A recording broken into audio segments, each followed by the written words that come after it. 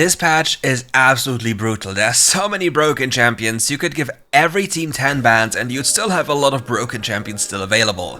So, as a consequence, we have to present you even more power picks that literally shake up the entire game in takeover games completely on their own. First for this list we have Kha'zix, an absolute brutal and grotesque champion. But there are a few things you need to know about this champion that many people still do wrong to this day. So, the first thing is, please don't buy the armor pen boots. They're more expensive and have less AD than your typical gluttonous boots. The gluttonous boots will also allow you to stay on the map for a longer duration and give you more AD, which then translates into the similar amounts of damage that you'd have with the armor pen boots, but you have vamp on top. Another thing many people still do wrong about Kha'zix is that they go for full lethality builds. The champion has enough damage as it is and really doesn't struggle killing any squishy in the game at any point. The only exception would be a champion with exhaust, shield bow, stasis and all these things, and even then, the recipient, which is most of the time a mage or an AD carry, has to react very fast or he's gonna die instantaneously. As a consequence, your starter item will most of the time still be a Yuma's Ghostblade thanks to the movement speed and overall the item's stats, and if you're playing against a lot of shielding, you'll go into Serpent's Fang, because then the item will have absolute powerful value for you. However, for your second item, I recommend going for Black Cleaver. This item makes you tankier, goes really well with the extra Omnivamp you have, and really translates super powerful with the cooldown reduction into the other items you're about to buy. At this point you'll hit easily level 11 or 12 and can buy a percentage pen item. And in most cases it's going to be Mortal Reminder because the anti-healing effect is just too powerful against the meta champions. And after this you can itemize into bruiser items that will help you stay alive even longer and not just die the moment you're attacked by literally any spell in the game. But now let's talk about Kha'zix early game. Kha'zix early game really isn't the strongest among other champions, right? But all those champions really love to do one thing: power farm to their power spike. However, once they reach this power spike, they turn into absolute abominations of champions.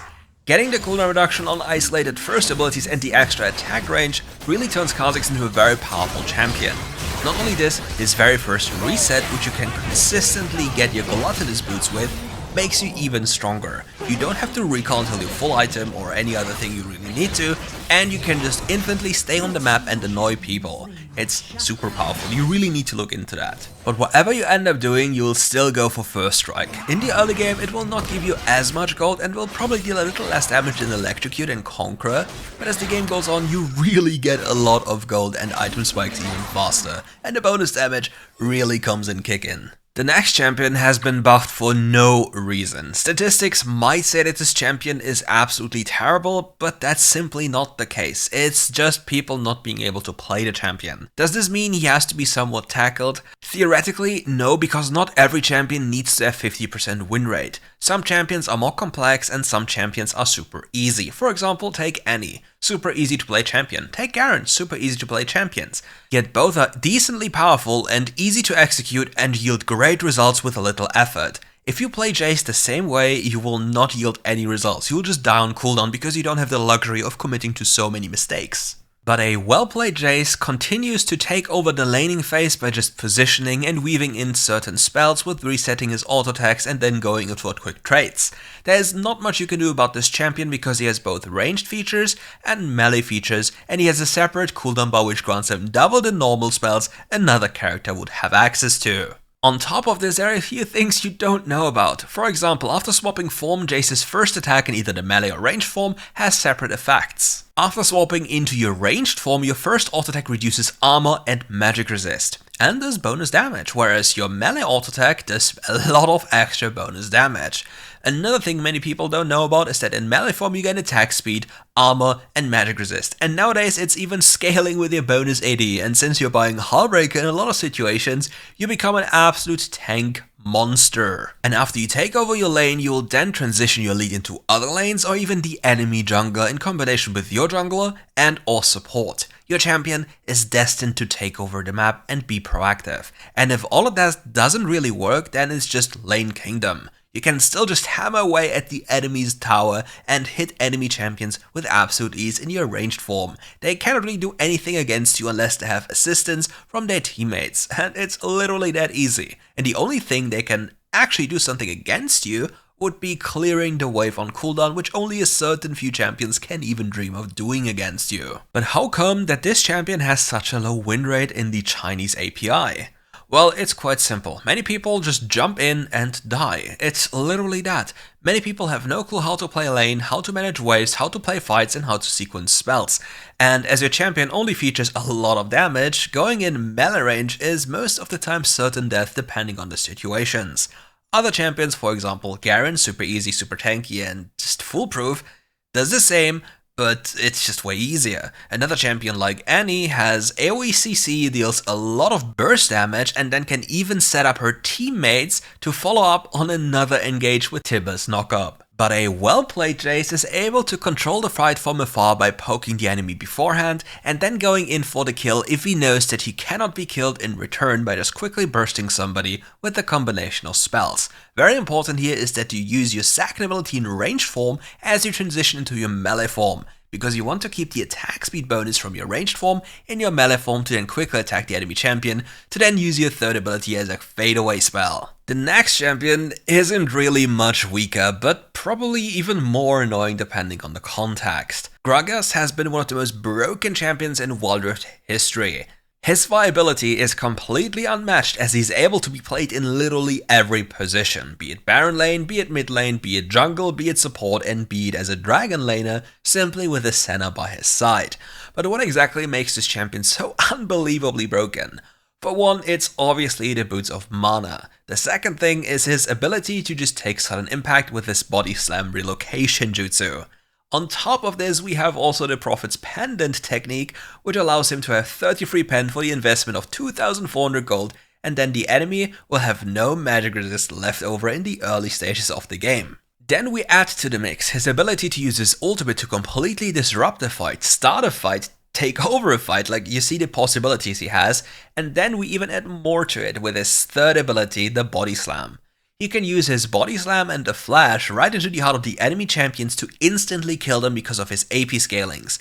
And if the champion would die, it would still be an okay thing, but he has an insane damage mitigation tool with his second ability, which has barely any cooldown, scales with AP, and does percentage maximum HP straight to your face. But what makes this champion so annoying to lane against?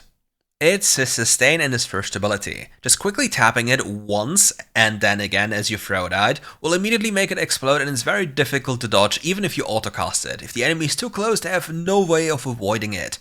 With that in mind, as the game goes on, just tagging the enemy with a slight touch of your barrel will be enough to poke them out thanks to the power of Luden's Echo and your overall AP scalings. If you, however, get the enemy to walk into a completely fermented cask, or a 50% fermented cask, you'll see the HP bar completely evaporate, and at that moment you can just throw your ultimate and they're probably dead from their entire health bar to 0. And that's really not even the best part about this champion. I told you about his ability to engage, disengage, disrupt, etc. But if you just take a look at the damage values of his ultimate, you'll quickly see that an entire fight is completely decided before any side can even do anything.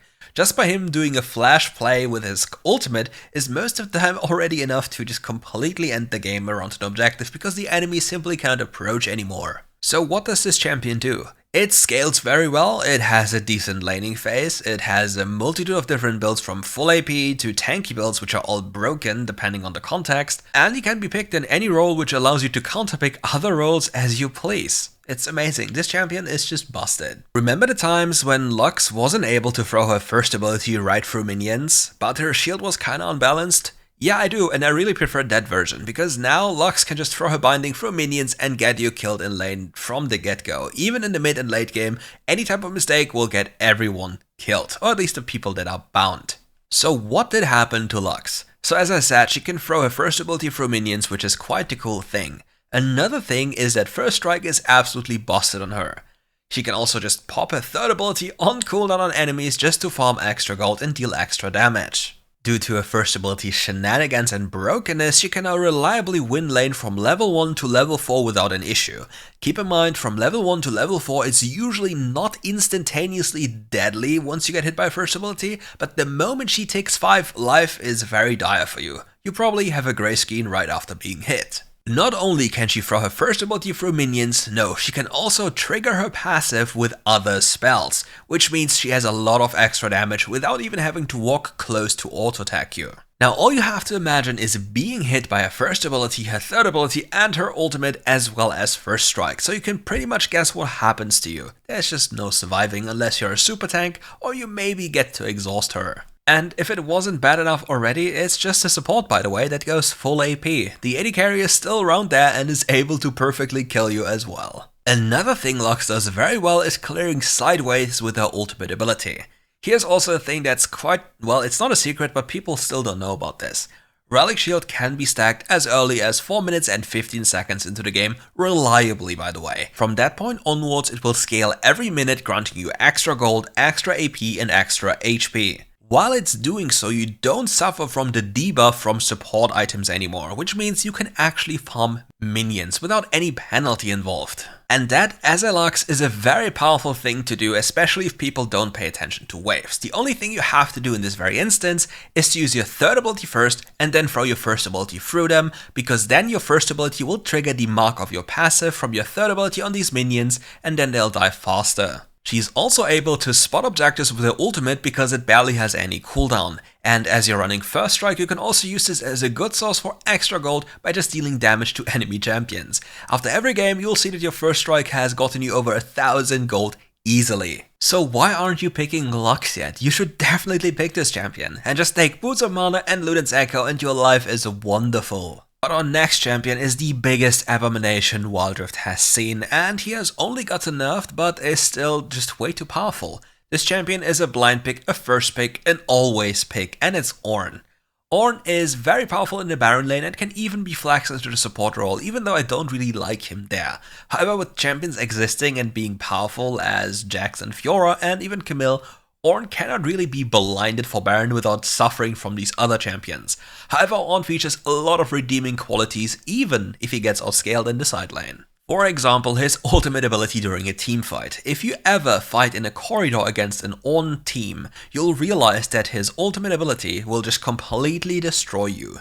Its damage, its CC, and even slow will make sure that you'll be ran down and absolutely ran over. If you're also not a Divine Sundra user that has enough HP at his disposal, you'll quickly realize that this champion has enough damage to kill you, even by not buying a single damage item. I mean, are you familiar with the Dribble Brittle combo that completely evaporates you by just proccing his passive multiple times in sequence? It's crazy, and the amount of CC this champion has is just absolutely dumb. He is way too tanky, does way too much damage, and grants his allies the ability to buy items on the fly. Oh yeah, and did I mention that he gains bonus magic resist, bonus armor, and bonus health from every single source? Even Overgrowth? That is absolutely bonkers and really should be looked into, because this champion in the way he exists really isn't too fair. If only he had a bad laning phase, which he doesn't really have because he features, as I said, a lot of damage by just existing. And not only that, he can also get items in the laning phase, which makes it substantially easier for him to survive lane bullies. And things such as Second Wind and the Resolve tree featuring Grasp make his life even easier. So technically speaking, you should almost always just ban this champion. It's not worth the migraine, the headache, the pain, everything that's involved with this champion. Just stay away from it. It's really not worth dealing with. It's just way too annoying. But if you ever end up facing him, please take a good look into champions that can stop his ultimate ability. Like, for example, Samira can, Braum can, Yasuo can. All these champions can, and they might have their place, especially into this champion, because they simply deny his entire ability to kill your team with a click of a button, to then reactivate it to send the biggest fort god right into your team to get them all killed. And that's it for today's video. Thank you all for watching, and if you enjoyed the video, leave a like and subscribe to the channel, and come back for more RiftGuides content. See you soon.